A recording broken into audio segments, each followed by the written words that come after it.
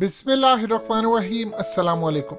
नेमतुल्लाह शाह वली की पेशन गोई पूरी होने का वक्त आ चुका है और एग्जैक्टली वो सूरत हाल पैदा हो रही है।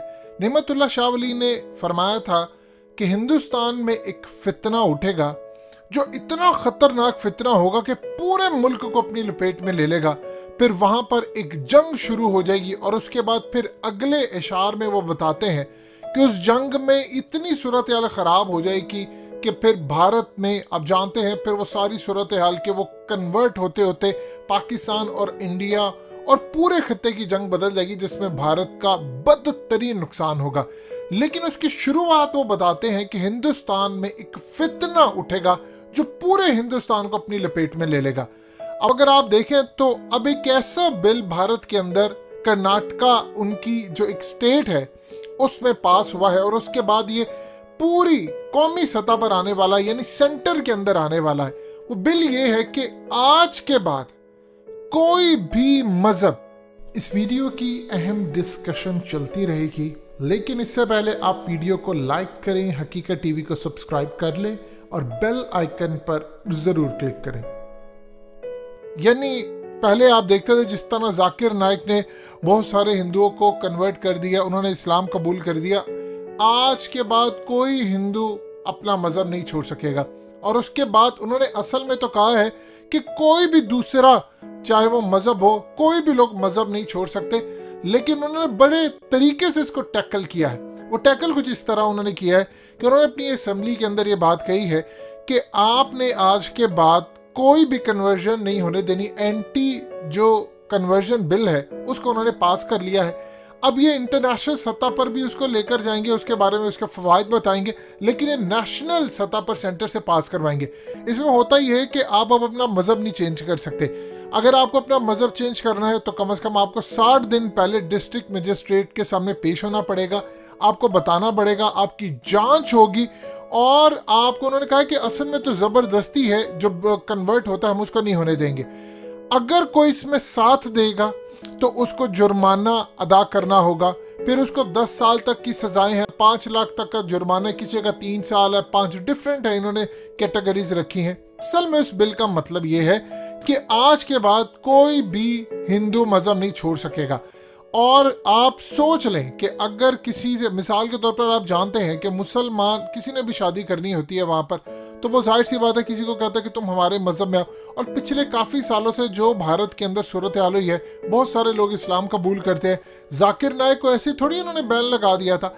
मामला कुछ इस तरह सामने आ रहा है इस वक्त कि इन लोगों ने फैसला कर लिया है अब पूरी दुनिया के अंदर बदतरीन सूरत हाल जो होगी वो भारत में पेश आएगी। मामला यहाँ तक नहीं रुकता, इसकी आड़ में जो होने जा रहा है वो बड़ा खतरनाक है।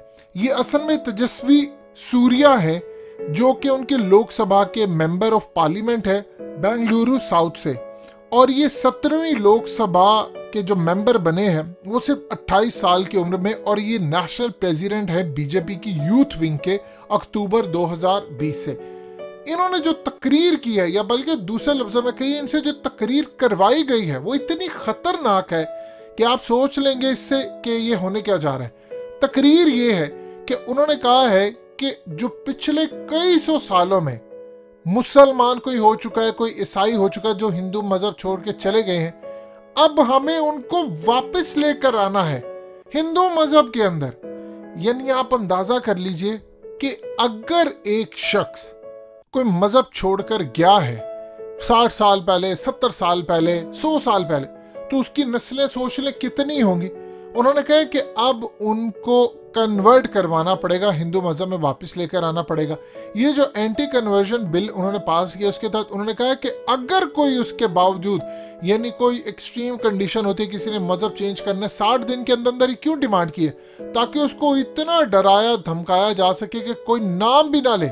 यानी पहले तो होता था कि आपने मजहब से दूरी इख्तियार करनी, कन्वर्ट करना, तो आप जाते हैं, आपने एक निकाहनामा पढ़वाया, इस्लाम कबूल किया, उसके बाद आपने जाकर अपना कार्ड, ये चीज़ें चेंज कर ली। उसने कहा कि अगर आप करेंगे तो आपको वो तमाम हकूक जो हिंदुओं को मिलते हैं उससे आप दस्तबरदार हो जाएंगे, माइनॉरिटी में शामिल हो जाएंगे, और वो हकूक आपको नहीं मिलेंगे।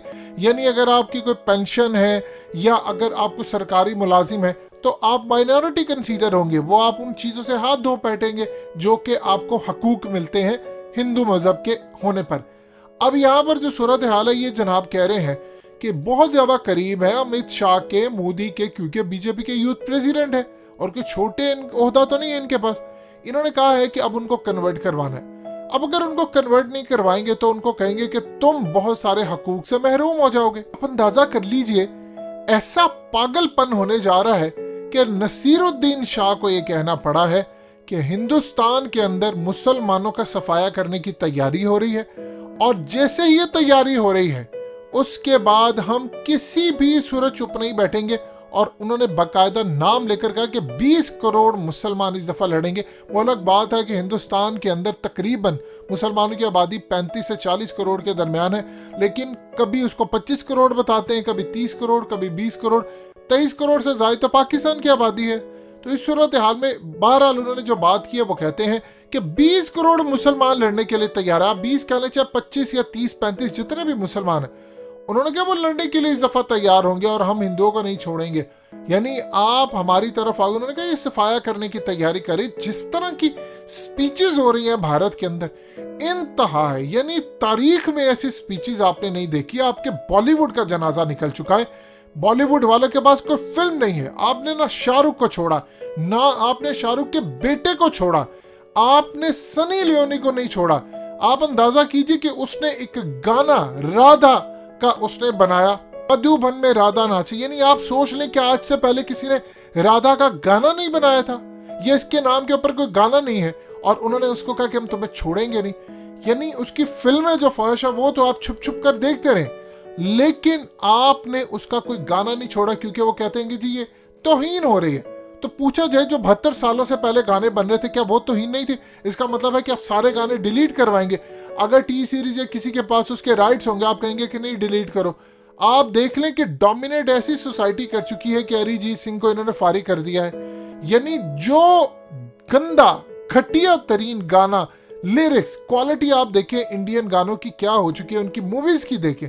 यानी अब उनको समझ ही नहीं आ रही करना क्या। बॉलीवुड का इतना जनाजा निकल चुका है कि 83 मूवी इस वक्त बुरी तरह वहां पर मुतासिर हुई है, सिर्फ इस वजह से कि वो पाकिस्तान से मैच हारे हैं और 83 फिल्म उनकी बुरी तरह फ्लॉप हो गई है।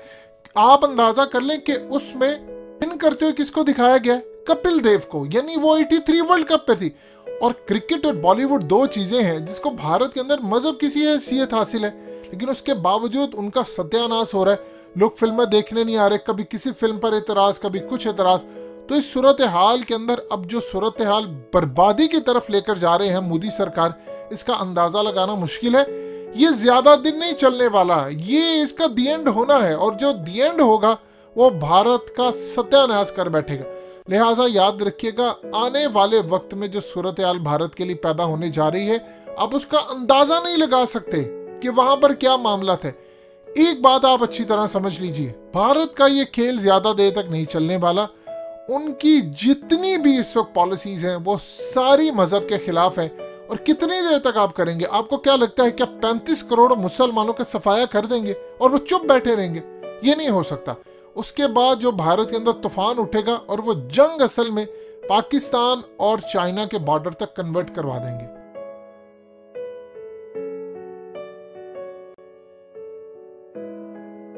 हकीकत टीवी को सब्सक्राइब करना मत भूलें, वीडियो को लाइक करें, शेयर करें और कमेंट सेक्शन में अपनी राय का इजहार जरूर करें।